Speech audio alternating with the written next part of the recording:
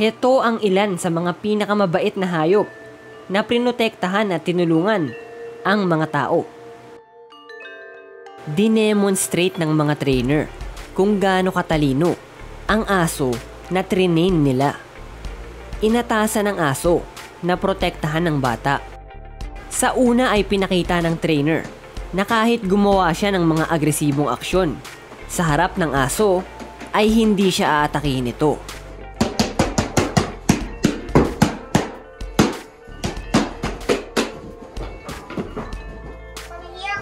Pero sa sandaling nagkunwari siya na aatakihin niya ang bata, bigla siyang sinunggaban ng aso.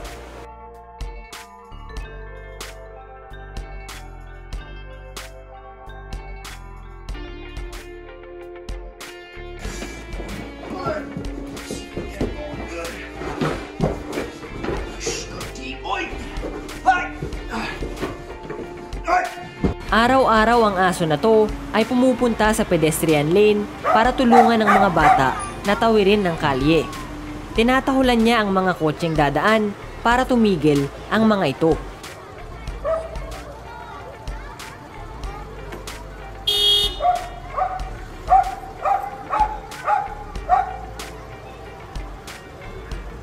Tinuruan ng isang tao ang kanyang aso na tanggapin ang delivery para sa kanya habang wala siya sa bahay. Marunong magbukas ng pinto ang aso.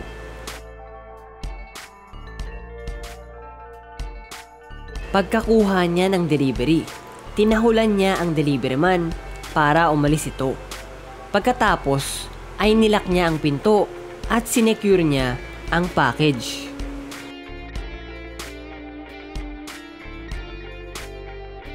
Ang pusang ito ay pinipigilan ng bata sa pag-akyat sa pader.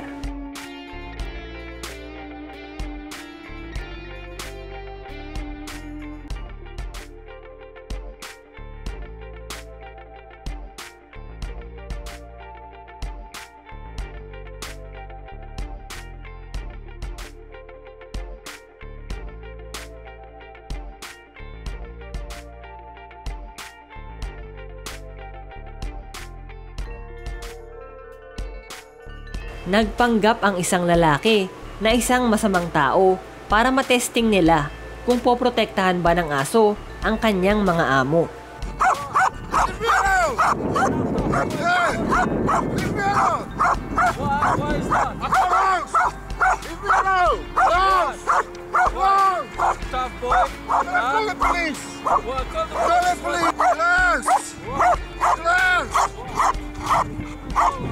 I'm calling the police!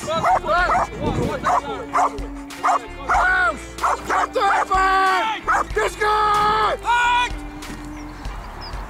Tinulungan ng isang pusa ang kanyang amo na magbukas ng bintana.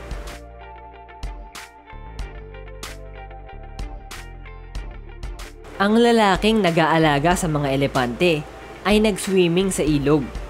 Nang makita ng elepante ang lalaki, inakala niya na nalulunod ito kaya agad siyang sumaklolo sa lalaki.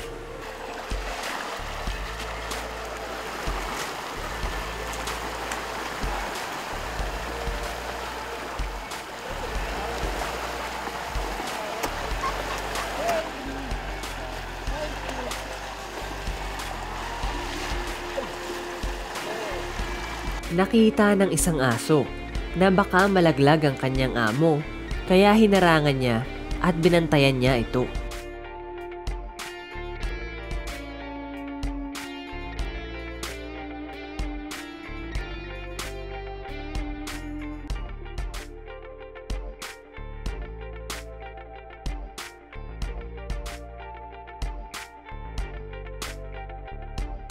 Tinulak ng aso ang upuan mas malapit sa amo niya para siguradong may tutuntungan ito.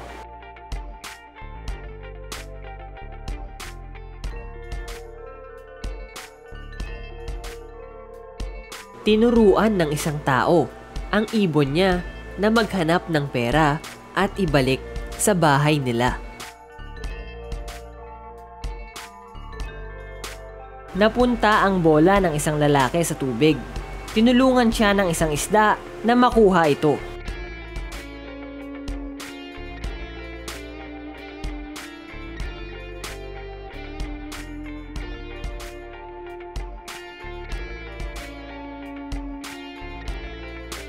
Ang mabait na ibong ito ay tinutulungan ng mga tao na magtapon ng basura. Napakabilis umaksyon ng isang Rottweiler nang magkunwari ang isang lalaki na inaatake ang kanyang amo.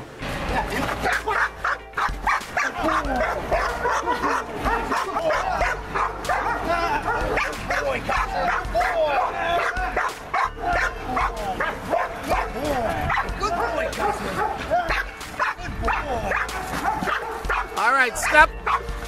Call him off. Aus ihr Fuß!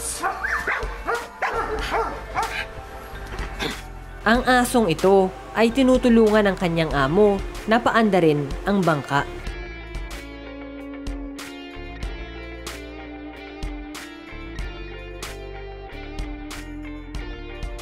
Nakikipag-apir ang pusang ito sa mga runners. Nang mahulog ng isang mangingisda ang kanyang bucket, pinulot ito ng isang beluga whale at binalik sa kanya. Natutong umakyat sa isang ladder ang asong ito para masundan ang kanyang pamilya.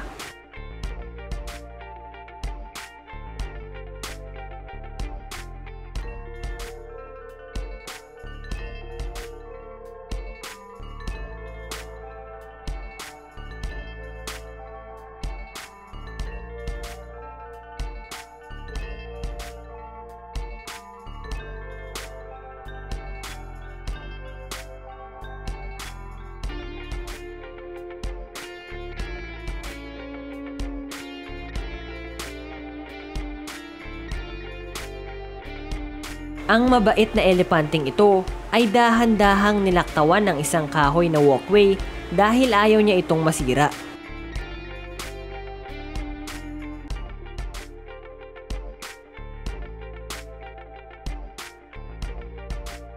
Tinuruan ng isang tao ang ibon niya na magtapon ng basura sa tamang lugar.